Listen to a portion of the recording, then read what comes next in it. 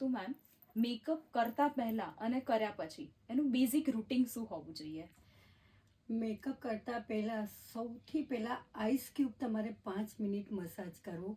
અને આ વસ્તુ તમે રૂટીનમાં પણ કરી શકો છો કે મેકઅપ ન કરવો હોય તો પણ, જેનાથી તમારી સ્કિન ચમકદાર રહેશે, ટાઈટ થશે.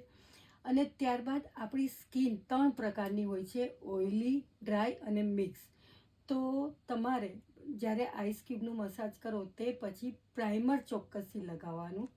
અને જો તમારી સ્કિન ઓઇલી છે તો તમારે સિલિકોન બેઝવાળું પ્રાઇમર ચોક્કસથી લગાવો, જેનાથી તમારી સ્કિનનું એક કંટ્રોલ થશે કે બહુ જ ઓઇલ આવતું હોય તો એ ઓછું થઈ જશે, કંટ્રોલ થઈ જશે. એટલે તમારે પ્રાઇમર ચોક્કસથી લગાવવું. અને